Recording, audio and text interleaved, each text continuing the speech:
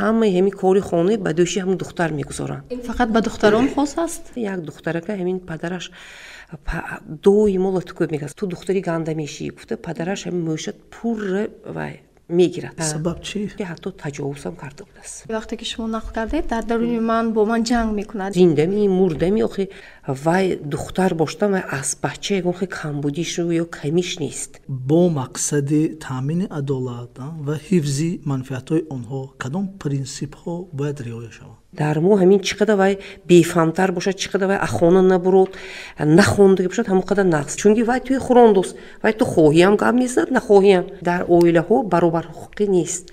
گرچه که در قانون حقوق زن و مرد برابر است. ما نسبت به پسرها برتری میدهیم. این پادکست من و تو است.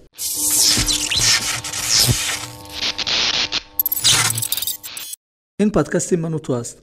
در این پادکست مناسبت افراد گوناگون نسبت به جامعه، محیط اطراف، ارزش‌های اولیوی، عرف و عادت‌ها، حقوق انسان، نگاه‌های قالبی و موضوع‌های به این مانند بررسی می‌شود. فصل اولی پادکست ما به موضوع ارزش‌ها و ظرفیت‌های دختران بخشیده شده است. ارزش‌های دختران در بی‌نظیری، استعداد و قابلیت‌های آنهاست که می‌توان انکشاف داد و برای نائل شدن به موفقیت در زندگی استفاده برد. دختران به تحصیل، سلامتی و بی‌خطری حقوق دارند و باید از زورآوری، تبعیض و دیگر شکل‌های نقض حقوق حفظ کرده شوند. ولی با وجود این امروزها آنها با نوع‌های گوناگون تبعیض و زورآوری دچار می‌شوند که آنها را از رسیدن به ظرفیت‌های خود و پرره استفاده بردن استعدادهایشان باز می‌دارد. از این رو مهم است که ارزش دختران را اعتراف و حفظ نمود و به آنها امکان رشد و عملی کردن آرزوهای خود را فراهم آورد. سلام علیکم، با شما جمشید معروف و شبنم خالق و به این پادکست من و تو. مهمانی نوبتی پادکست من و تو حقوقشناس معلمه محبت جرایوا هستند. سلام معلمه. می گفتید امروز کدام قانون‌ها و کنونسیاهای بین المللی از حقوق‌های دختران در ساحه معارف، تندرستی، حفظ زورآوری و دیگر ساحات حمایت می‌کنند؟ اساساً برای حمایت حقوق دختران همین قانونی مخصوص نیست. برای حمایت حقوق دختران کنونسیا درباره حمایت حقوق کودک است. کنونسیا حمایت حقوق کودک درباره از طرف سازمان ملل متحد 29 نوامبر سال 1989 قبول گردیده است.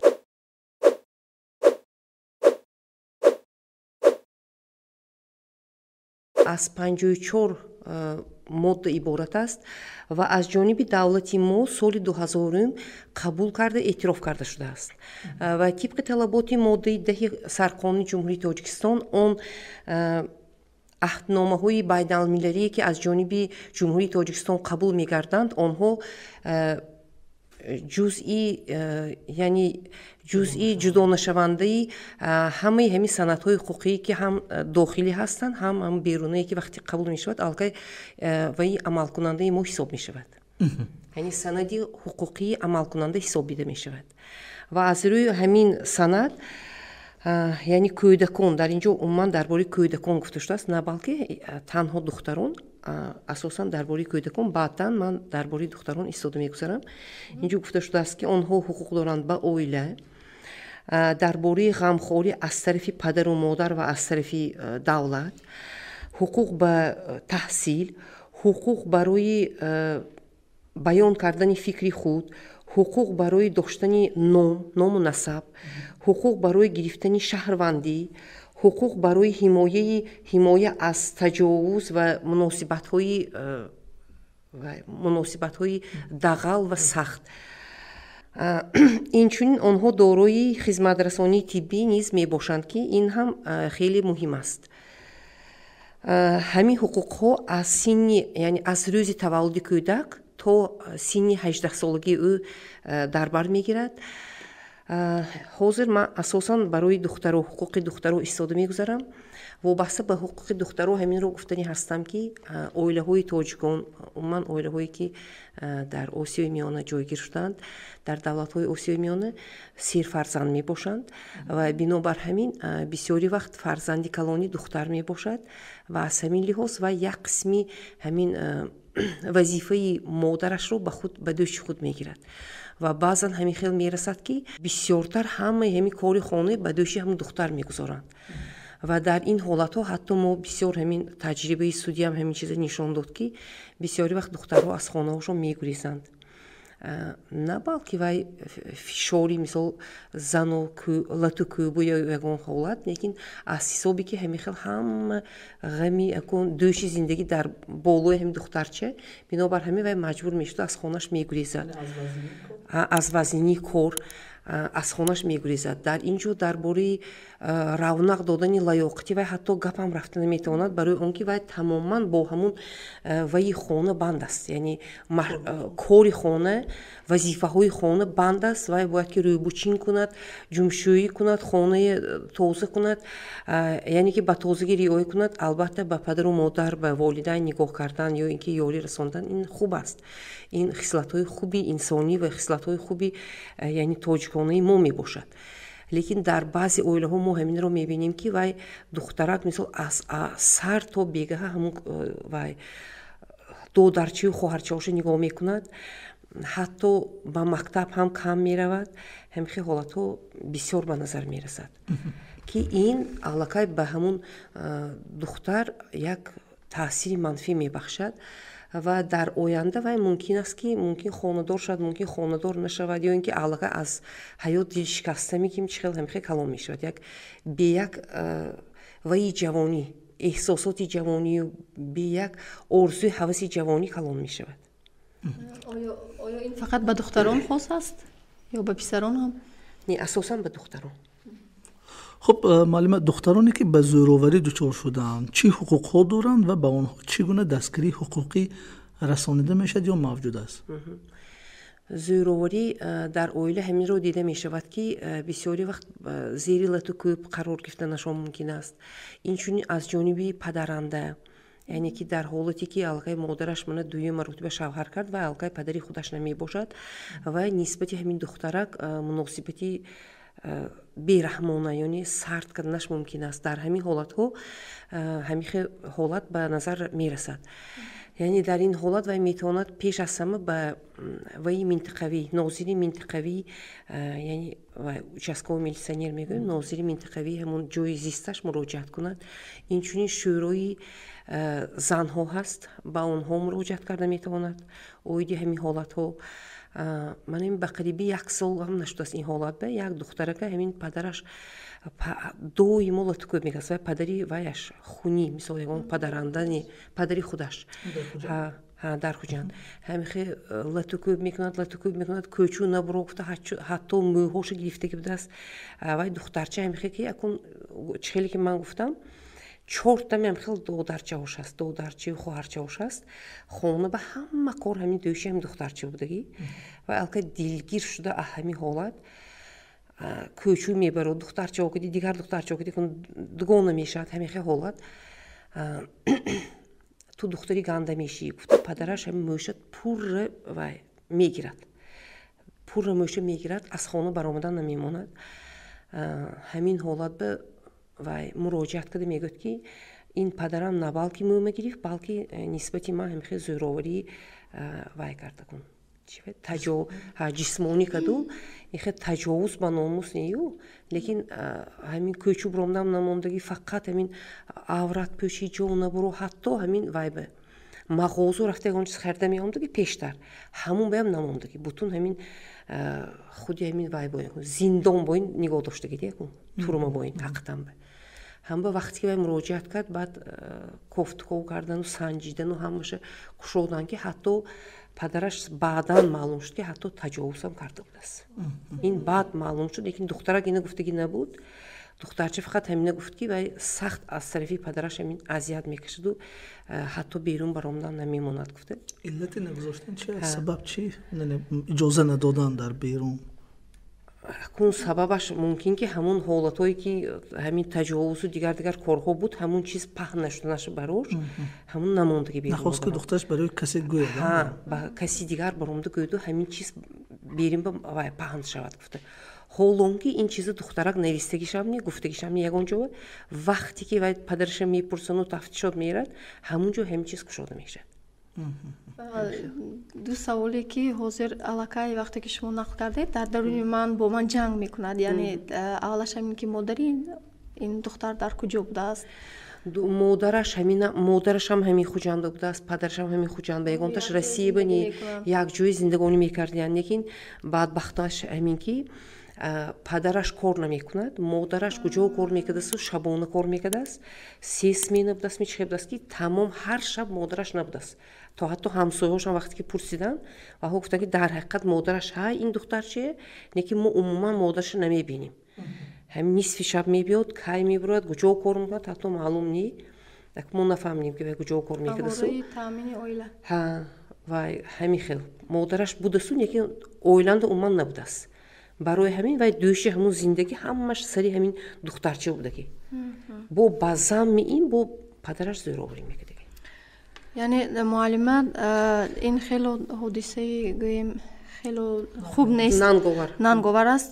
дар ҳамин хел ҳолатҳо чӣ гуна духтаронро аз ҳамин табъизи ҷинсӣ муҳофизат кардан мумкин аст ва бар зидди ҳамин нафароне ки қонуншиканӣ мекунанд ё барои худ ҳамин хел муносибатҳоро иҷозат медиҳанд, раво мебинанд, чӣ пешбинӣ шудааст? албатта ҳодисае ки ман нақл кардам нисбати вай падараш алка чораҳои қонунӣ андешида шуд, вай ба ҷавобгарии ҷиноятӣ кашида шуд ва маҳбасӣ гашт. вале барои дигарҳои ҳамин огоҳ кардан инҷо албатта ҳамин шӯрои занҳо, худи ҳамин муаллимаҳоям роли калона бозӣ мекунад. вақте ки ҳамун раиси маҳаллаям мебинад ки ҳамин духтарча ҳамин хел кӯчу намебарод, пештар мебаромаду ҳозир намебарод, ҳамун аллакай пай бурданаш дар ҳол ки чӯ вай пештар мебаромаду ҳозир набаромадост. гуфта мумкин ки вай ҳақиқатан пеш аз ҳамун кор вай пешгирӣ кардан мумкин буд, мумкин ки ба фикри ман ҳамун ба инҷо мо ҷомеа бояд ки ҷим наистем, ҳаминҷо мо бояд ки ҳушёрӣ адаст натем. вақте ки ҳамин хел ҳолатҳо мешавад, мо бояд ки ҳамун вай муаллимаш, роҳбари синфаш бояд ки бинад ки вай мактаба чӯ наомдост. ҳамун баъд фаҳмидем ки вақте алкай тафтишот буде қариби ним солми 7 маҳ вай мактаба умуман нарафта будааст духтарча. 7 маҳ нарафтагӣ муаллимо ақалла бонги вай набардоштагӣ, суроғам накарда ки чӯ ин наомдост, зиндами мурдами, охи 7 маҳ ин 7 рӯз него, як ҳафта не 2 рӯз не, мисол 7 маҳ нарафтагӣ ҳамин ба бепарвогӣ вай кардагӣ, баён кардагӣ ки ягон чӣ хел вай наомдост гуфта. барои ҳамин ман фикр мекунам ки пеш аз ҳама ҳамин мактаб, ҷои зист ҳамун раисои маҳалла, раисои мани шӯрои занҳо, ҳамиҳо диданаш мумкин ки ҳа фалончи духтарчаш мана кани чӣ хел вай оилаш чӣ хел, ҳамна акун дидан мумкин ба ҳар ҳол ки кадом оила худаш вай хушбахтона зиндагӣ кардасту, кадомаш не. хуб, агар ҳамин ҳолатда масалан яъне ки вай дар ягон ҷо имконияти хабар додан надошт, ин масалан ҳодиса чӣ хел муайян шуд? вай гурехт аз хонашон, гурехту баъдан сон ин ҳамин ин кор фош шуд. خب در همین معلومه در مرافعه های سودی، چون شما که به واسطه در این سمت هم کار میکنید با جبر دیده ها، آیا آید به نقض حقوق دختران با مقصد تامین عدالت و حفظ منفعت های آنها کدام پرینسیپ ها باید رعایت شود؟ چگونه باید رفتار کرد در همین گونه حالت ها و کدام پرینسیپ ها حتما باید که در این مسئله اون پیش از همه چیزی که من گفتم همین تربیت از عائله سر می شود. همین در عائله باید که همین ما حقوق دخترچه پس نزنیم. دخترم همچون پسر از روی قانون مثلا همه برابر حقوق است از روی ماده 17 سرقانون جمهوری تاجیکستان، لیکن در عائله ها ما میبینیم که دخترای مقامش پستر، بچه‌های ما بلندتر می‌داریم و همین خیلی تربیت میدیم و بعدی اون که وهو شوهرم کرد و علاقه مقامش پست و گپی درست ندم شوهرش به هم میگد، گپی نادرست ندم هم میگد، هم گپش به هم میگد، بعداً باز همین عائله ویران میشد و گرچند که سالهای طولانی همین طاقت کندم با همین خیلی عائله ها ما دیده ایستادیم که تجربه سودی نشان داده ایستاده است که همین عائله ها ویران شده است. برای همین امروز ضرور است که دخترها ما تعلیمی درستیم که مقام خودشه، یعنی که آبروی عزت خودش دارد و دختر باشتن و از بچه یکم خیلی کمبودیش رو یا کمیش نیست. خیلی که وای بچه مثال پسر بچه کن وایش باشد خودش به مناسب دستانست میگویم، یعنی که شان و شرفش باشد، دختران هم شان و شرفی به خود خاصش هست. пештар давраи шӯравӣ намин вай буд бӯстон буд. ҳамун конкурси бӯстон ба духтарои иштирок мекарданд. бисёр духтарои ҳамин хел бо то вая чӣ ваякун ҳамин хел бо истеъдода ҳамунҷо даъват мекарданд ва рақс мекарданд, суруд мехондану ҳамин хел. ҳозир ҳамин чизо кам шуда истодааст. рӯз аз рӯз кам шуда истодааст. барои чӣ? Барои он ки ҳама туи артист нагӯяд бояд ки чӣ қадар ба маънӣ боши сони шавҳар ба меброӣ ва ба маънӣ нашавӣ агар ҳеч ким туи шавҳар ба намегирад. боз як ваи нуқсони нодурусте ки дар ҳамин алал хусус ҳамин дар тоҷикои мо ба чашм мерасад. духтара ҳамин 18 сола тез ба шавҳар метим. инам нодуруст аз нуқтаи назари медицинаам гӯем тиб ҳамин нодуруст мебошад. танҳо дар синни 22 сола организми зан барои таваллуд кардан тайёр будааст. 22 сола гарчанде қонун мо иҷозат медиҳад ки 18 сола шумо болиғ шудед, марҳамат мана оила ташкил кунед, шавҳар кунед ё зан гиред. лекин барои тавлид кардан танҳо 22 сола вай тайёр мешудааст. ҷавоби ин ҳамин аст ки чандин ҳолатҳо шудагӣ буд ки ҳамин духтарчаҳои 17 сола шавҳар кардагӣ пуштима пушт таваллуд кардагӣ. баъди дуюм таваллудаш аллакай ҳамун духтарчаҳои ман худам ба чашмам дидам ҳамин кампиракҳо бо ҳамин хел бутун ваёшон стумӯҳрошон хемида рафтагӣ. чандин нафарашон маъюб шуданд, чандин нафарашон ҳамин вай ба физлечебница чи вай муолиҷа гирифтанд. аз сабаби он ки вай ҳоли ҳамун стумӯҳраш хрящик будааст, яъне ки сахт нашудагӣ. вай сахт нашуда аллакай вай таваллуд ки кард вай ба зӯр омада вай ҳамун искривление шуда, яъне ки вай шуд маъюб шуд. набошад духтари дупа дуруст. барои ҳамин имрӯз зарур аст ки ба ҷомеа мо ҳамин хел фикр пайдо шавад ки мана мисол дар Озарбойҷон вақти шӯравинда рафта будем, духтарои хондагӣ онҷо нархаш болотар. вақте ки хостгорӣ мераванд мегӯянд ки ин аллакай як буда нонаш дасташанда. ин кадом ҳолате набошад оилаша хӯронда метавонад. дар мо ин хел фаҳмиш нест. дар мо ҳамин чӣ қадар вай бефаҳмтар бошад, чӣ қадар вай ахона набурод, нахондагӣ бошад, ҳамон қадар нақс. лекин ин нақс не. барои он ки вай оянда фарзандои мо тарбия метиҳад. вай чӣ қадар донотар бошад, ҳамон қадар фарзандоям доно мешад. чӣ қадар вай бефаҳм бошад, бачаҳошам бефаҳм мешад. бисёртар бачаҳо модар кади аз модар тарбия мегирад, аз падар не падар ҳама вақт коранда кӯчанда ҳамин хел ҳолат. ба фикри ман хай мана худи мана мисол 27 баромада шавҳар кардам. шавҳарам шуд, фарзандорам шудем, ҳамаш вақт соаташ ба шуд. ягон кас миёни кӯчу мондагиш негуфти гапо кади бешавҳарми бефарзандми. барои ҳамин вақту соаташ кади ҳамаш мешад. бисёри вақт ҳозир мо ҳамин тенденсия ман дида истодиам, падару модаро маҷбур мекунад ҷои нақс ина ҳозир додан дакор, ҳозир натимага сони бозор мемонад. ин вай гуфта маҷбур када вай ҳамин 18 солаи бурарда метиҳад. ана вай сони сар мешад ҳолатҳои ваяш. бинобар ҳамин ман фикр мекунам ки бигзор агар хондоскӣ бошад ҳамун духтарча хонад, тамом кунад, дасташ ба маълумоташа гирад. инчунин ҷавон мардҳоям хонад, як бор ба почкаш истад, ягон кор ба ягон ҷо кади таъмин шавад, сипас зан гирад. мисол аллакай чил масъулияте ҳис када метавонистаги ҳолат ба ин хел 18 сола пурра ба гардани дадои буваш ҳамун вай сони хушдома маъқул некелим ба чӯ вай он ту гуфт чӯ ман он ту гуфт. чунки вай туи хӯрондост, вай ту хоҳиам гап мезанад нахоҳиам, чунки вай хӯрондост. вақте ки ту аллакай пул мебиёрӣ, туям ҳолати ҳуқуқи дига мешад, туям овоз пайдо мекунӣ. ҳамун ба ҳамаша ҷиҳаташ ҳамин фикри ман ба ҳама ҷиҳат масъулиятнок шудашда корди. ҳам зан ҳам мард бояд ки масъулиятнок шавад, барои ташкил намудани оила тайёр бошад ва сипас оиларо ташкил кунад. чун худатонро мисол овардид, ман пурсидам дидам ки маълима шумо низ ҳамчун духтар хушбахт ҳастед ки маслан ҳамин таваллуд шудед ё ин ки мехостед ки ман хушбахт ҳастам ки духтар таваллуд шудам. барои он ки ҳама орзуҳое ки ман дар дил доштам ҳамаша амалӣ кардам. ва аз он хушбахт ҳастам ки пеш аз ҳама падару модари ман одамои ҳамин хел пешқадам будиянд ки ман ба ягонта кори ман ба мақсадҳои ман гузоштагим ба монеа нашуданд. و صد راهی منو نگرفتن، نگفتن که نی تو دختر بچه تو چه میکنی خونده، تو خوندن در کار نی، تو شد میخوراند یا تو این کار ممکنه در کار نی، گفتشون نی. برعکس همین وحو من با باوری کردن و در نوبتی خود من نیز با باوری اونها جواب گرداندم و خوشبخت خود رو حس میکنم که همه آرزوهایی که در دل داشتم من به همون آرزوام رسیده توانستم. ҳуқуқҳои духтарон ва писарон дар оила чӣ ва дар ҷомеаи имрӯза то куҷо баробар риоя карда мешаванд?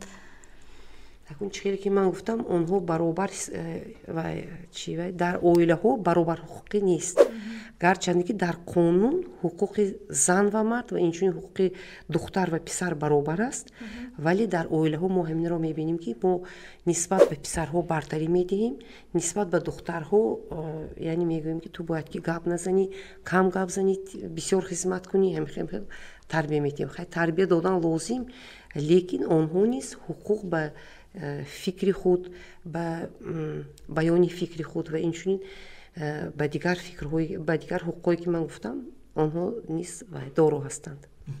хуб, пас муаллима, савол ин аст ки дар фарҷом барои баланд бардоштани мавқеи духтарон дар оила, мактаб, ҳамчун ҳуқуқшинос чӣ таклифу пешниҳодҳо доред?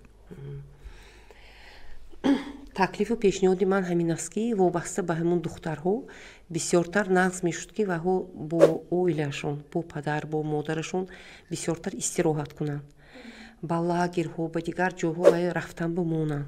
ҳамун духтарчаҳое асосан писарҳое мефирсонанд, духтарҳое намефирсонанд.